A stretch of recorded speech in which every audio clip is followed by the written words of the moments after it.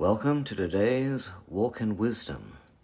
This is our devotion, our desire that we would be wise, be everything that we could possibly be in the earth. Today we're going to look at Ecclesiastes chapter 2 and verse 3, and then a chunk of chapter 2 that we've already considered. Verse 3 says, I wanted to see what was good for people to do under the heavens during the few days of their lives. The few days of their lives. Your days are numbered. One of the great challenges to our sense of meaning in this world is the complete transience of life. We're allotted 70 years or so in order to attempt to do everything that we want to do. And then our time's up. Anyone who considers that this life is all there is, the atheist, for instance, runs for as long as they can from the thoughts of mere mortality. For were they to face it, an overwhelming shadow of meaninglessness inevitably comes because of the few days that we have on this earth. A vast and deep chasm separates the recognition that we exist and then die, and the insight that we are creatures of God. So there is a chasm between those who think that this is all there is, and then we die, and then there's nothing, and those who believe that we are created by God and therefore have eternity in mind. It's the difference between a stoic acceptance of a hard fact and the rejoicing in all that exists. In other words, when you realize that you're created by God, you actually get to enjoy the life and the time that we have here on earth, whereas if you think that this is all there is, then you don't even get to enjoy what you've got, because you're just thinking this is all going to come to an end. Well, that's verse 3. Now from verses 4 to 8, we've already looked at this from the point of view of Solomon's hedonistic approach to life, and how that approach to life is meaningless. Today we're going to look at it from the way in which Solomon catalogues all of the things that people do under the heavens that give them purpose while on earth. The first thing that he mentions in these verses, that's chapter 2 of Ecclesiastes, verses 4 to 8, first thing that he mentions are projects. He says he undertook great projects. So with all the great projects and causes that demand time and money and attention, how on earth can we prioritize the most important? Should we spend our money on helping those that have been disenfranchised by the war in Ukraine? Should we spend all of our money pouring it all into cancer research or finding a cure for multiple sclerosis? Or should we spend our money on saving the planet? And if so, what aspect of the planet? Should we save the Amazon or the Great Barrier Reef? Or should we perhaps be trying to save the black rhinoceros or the northern quoll?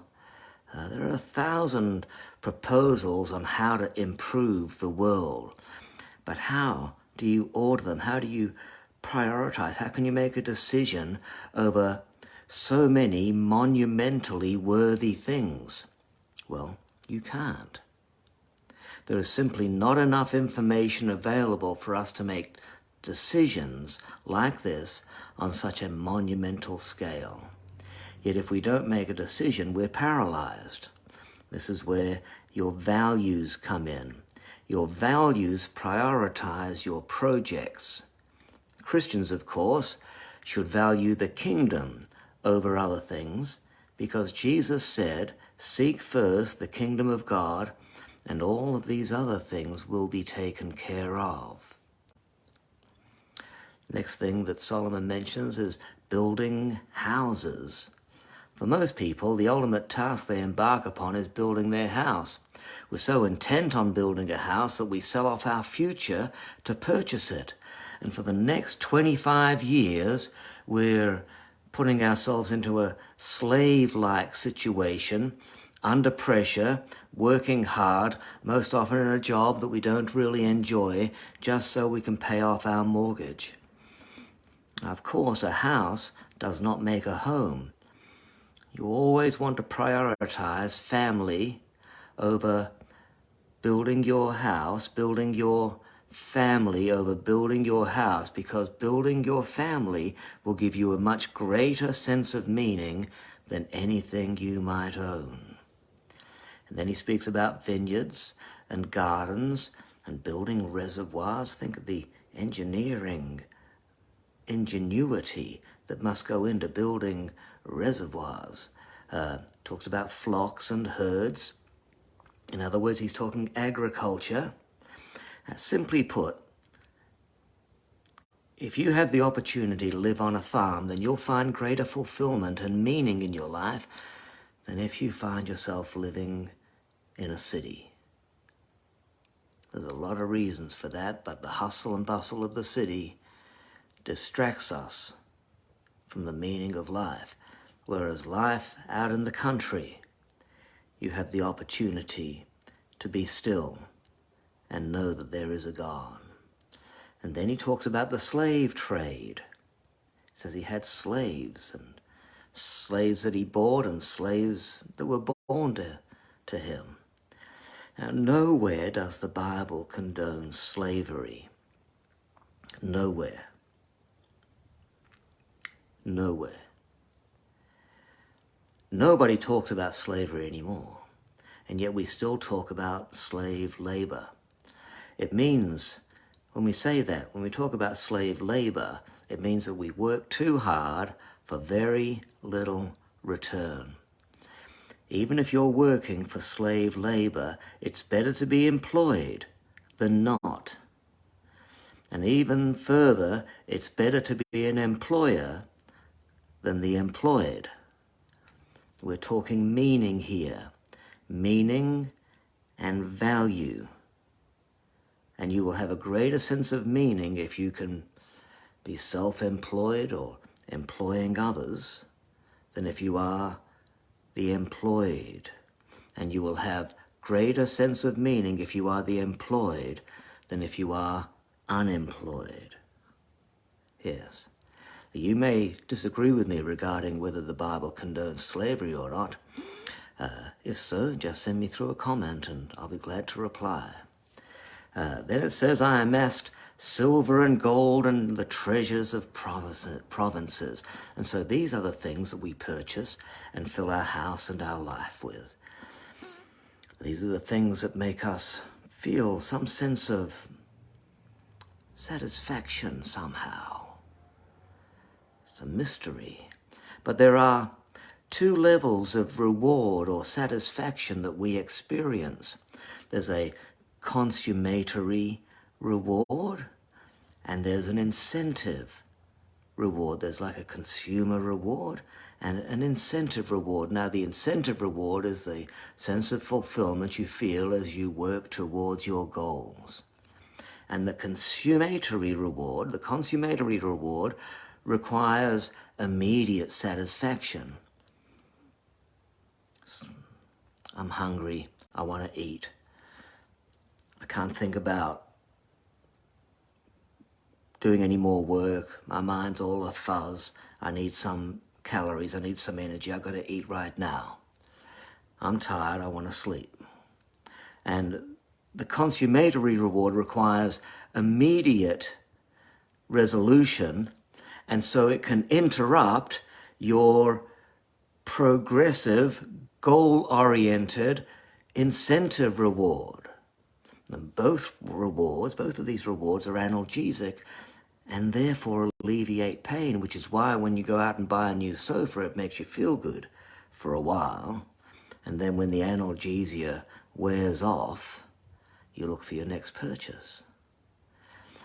Sometimes you can be so goal-oriented that it will become all-consuming. And it makes us forget about eating and drinking and family and friends. And that becomes destructive. At such times, instead of fulfilling our purpose, our pursuits cause us to forget the meaning of life. Then he talks about male and female singers. Music. Music is meaningful. It must have meaning